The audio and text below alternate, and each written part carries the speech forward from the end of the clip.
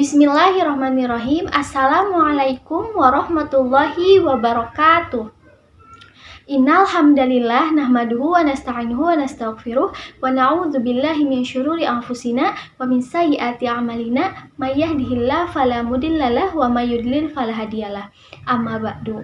Baik, sebelumnya perkenalkan kami dari kelompok 1 yang akan melakukan presentasi atau kami di sini akan melakukan pendidikan kesehatan tentang peningkatan kesehatan pada bayi, yaitu tentang nutrisi pada bayi.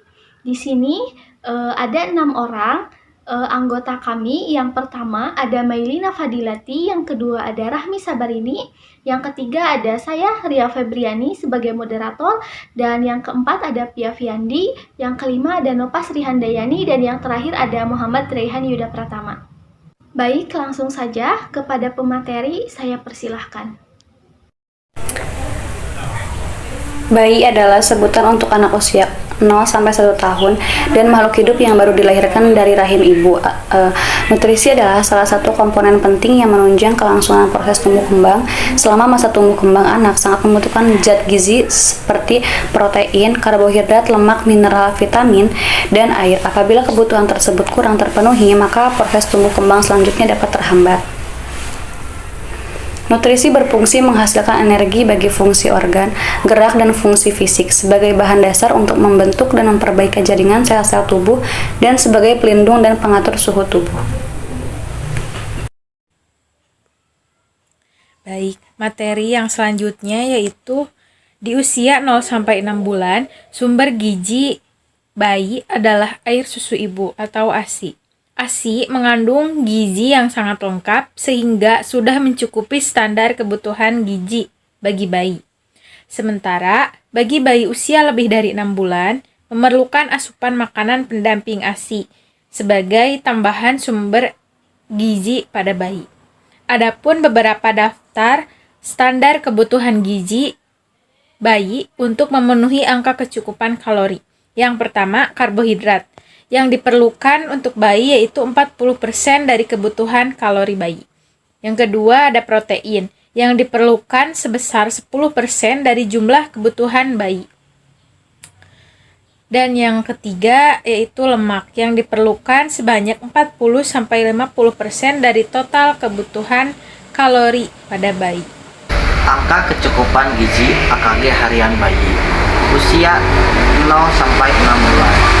Kebutuhan zat gizi makro harian anak: 1. Energi 550 kcal, 2.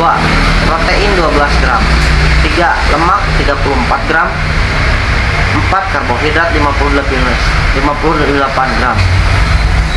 Kebutuhan zat gizi mikro harian anak: 1. Vitamin yang meliputi A. Vitamin A 375 mikrogram atau mcg, B. Vitamin D 5 mikrogram mcd, C. Vitamin E 4 mg atau mg, D. Vitamin K 5 mikrogram mcg.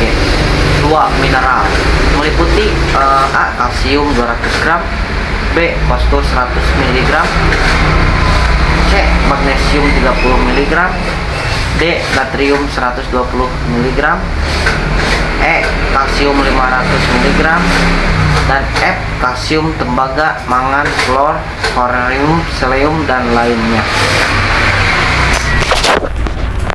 Untuk materi selanjutnya akan dilanjutkan oleh saya, Nova Srihandayani. Untuk materi selanjutnya yaitu ada angka kecukupan gizi atau AKG harian bayi usia 7-11 bulan.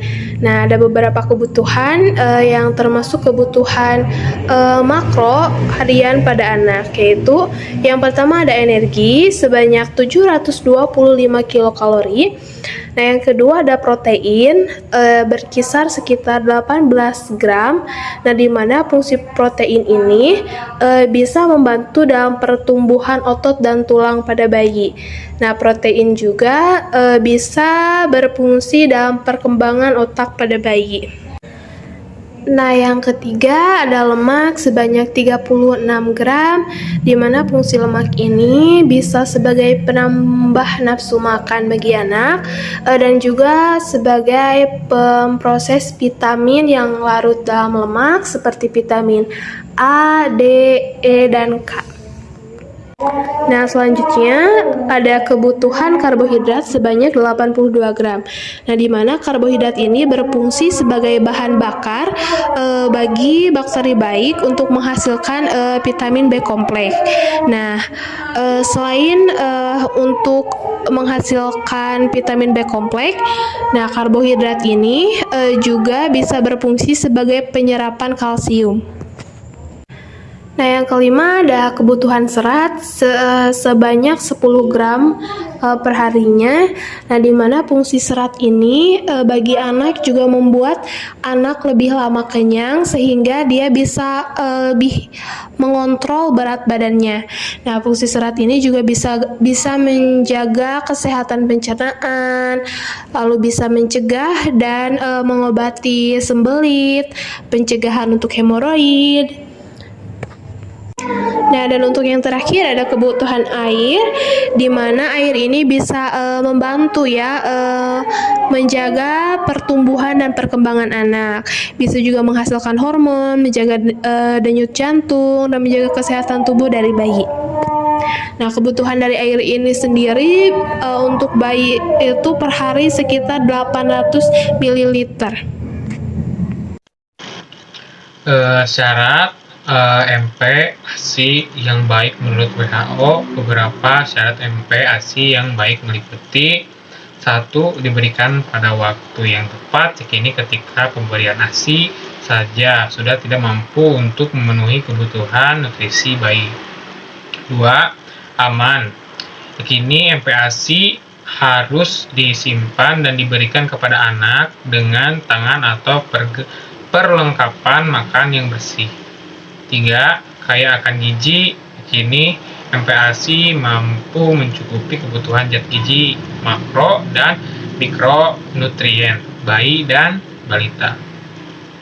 Yang terakhir, 4. Teksturnya disesuaikan dengan usia dan kemampuan si anak. Baik, dapat disimpulkan bahwa makanan yang terbaik untuk bayi yaitu air susu ibu atau ASI sampai berusia 2 tahun, di mana untuk 6 bulan pertama atau 0-6 bulan hanya ASI tanpa dengan makanan ataupun minuman yang lain.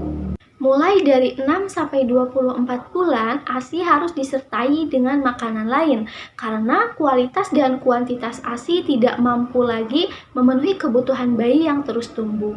Dan untuk jumlah kebutuhan ASI pada bayi yaitu tidak dibatasi. Jadi kapanpun bayi mau menyusu itu harus diberikan.